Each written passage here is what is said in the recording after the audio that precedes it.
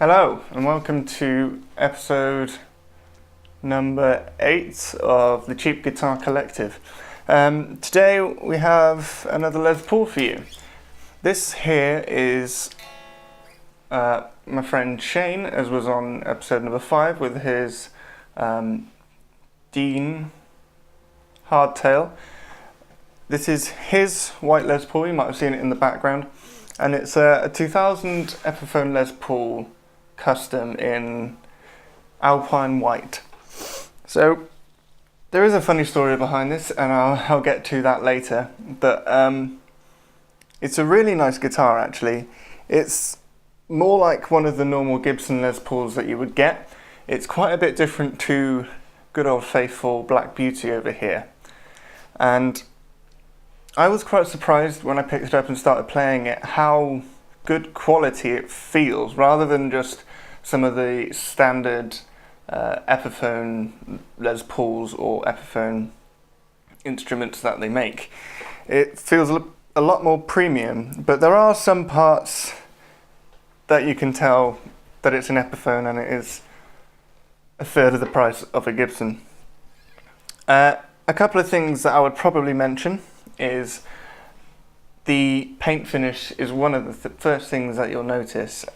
One of the things is the paint finish. I'm not sure whether it's a factory thing, but it almost seems like the colour has been put on almost after they lacquered the binding, because you can feel over it and there's a distinct kind of change in depth when you get to the edges here. But I guess for the price of this guitar, which retails at about £4.99 and you can buy them for about £250 it's a great deal.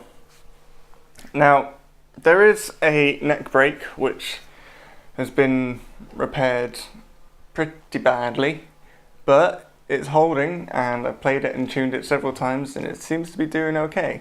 It's got a mahogany neck and a mahogany body, and EPIPHONE's slim taper, which to me isn't that slim. It's chunkier than this. This is relatively chunky for a guitar neck anyway, but apparently it's a slim taper. It's certainly a power chord monster, and it's got the 24 3/4 inch scale length, as you would expect from any Gibson-esque instrument, with a rosewood fretboard, which is in really good condition considering this guitar is more than used. The inlays they look like genuine mother of pearl, but I wouldn't be surprised if they are a plastic copy of mother of pearl. EPIPHONE's website didn't even say whether they were a real mother of pearl, but the way that this headstock inlay catches the light,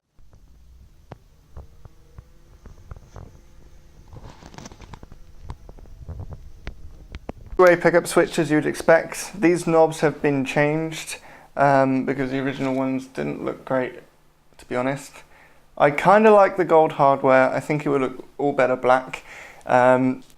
Different bridge than the ABL1 that Gibson provide, because it's got the screw-in posts for the bridge, which is different than the ABL1.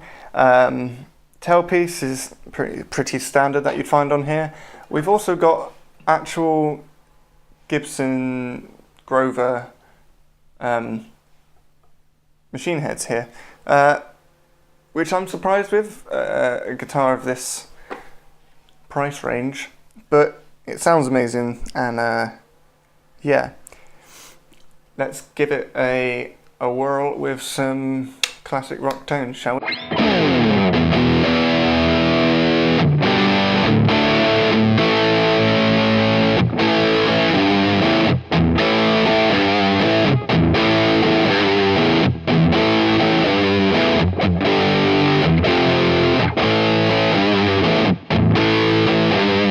So that was the neck pickup. Let's go to the bridge. So you go in the middle.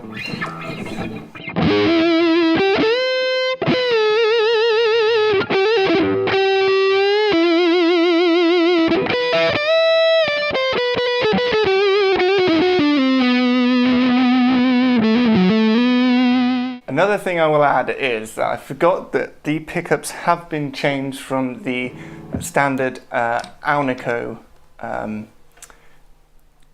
classic pickups that the Epiphone's used in here to EMG 51s and 47s, I'm pretty sure, but we'll discuss that later. In the meantime, we'll get back on with playing.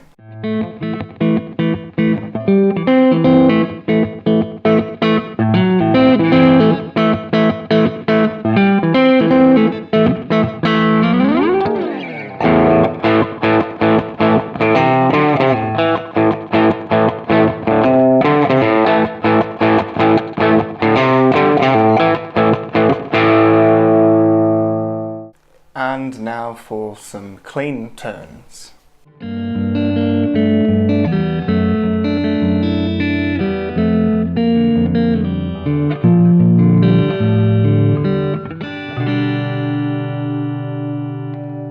Middle position.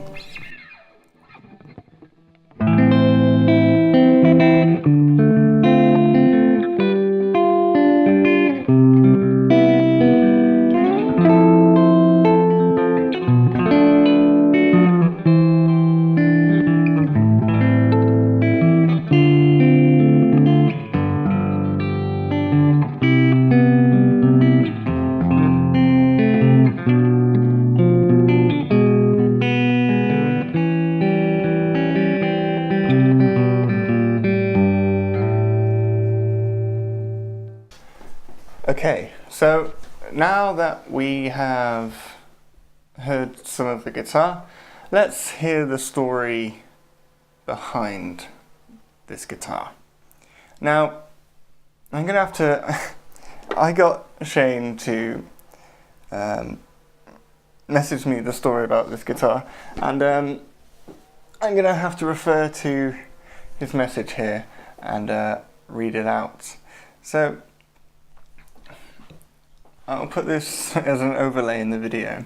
So, he said, one day, he went to the pub and met up with a few friends with the subject of music and guitars, and I was talking about how much I love this custom alpine white Les Paul, which one of my friends said to me he had one, and as EMG is already installed in it and was looking to sell it. I asked how much it was, and he said 50 quid, which funnily enough, is the same price as half a gram of cocaine, which that friend apparently frequently used. So I got him later and asked him if he could send me some pictures to make sure it's a legit thing and he isn't just trolling me, in the words of my friend here. He mentions that about a year ago prior he had dropped it down the stairs and the headstock had snapped off, hence the repair, and he glued it back on, and apparently it sounds better now than it did before it snapped off. Shane walks up to his flat the next day with 50 quid in his pocket and picked the guitar up, and surprisingly it was in better condition than expected. There are a few scratches here and there, and a few dents, but that's what you get when you use a guitar, and I wouldn't complain, to be honest, either. But it's still a Epiphone Les Paul Custom for £50, 50 of your British smackaroonies. So, in my opinion, I am a sucker for Les Paul shapes and Gibson scale length and the neck profiles on these guitars. I would recommend to anyone to at least try them. A lot of people get put off by the weight, but depends how often you're going to be standing up playing the guitar. If you're like me and mostly use it for recording, then it's pretty much only restricting the amount of blood that goes to your thigh. So I think anyone should at least try one before buying anything else. It's one of the most popular guitars aside from the Stratocaster, and I still have a strong hatred for the Stratocaster. But yeah, I definitely think people should buy one. I would get one, but I've already got that one. But I'm borrowing this for a while. So, let's hear some more clean tones, because that's what amp I've got currently on it. We're in the neck pickup.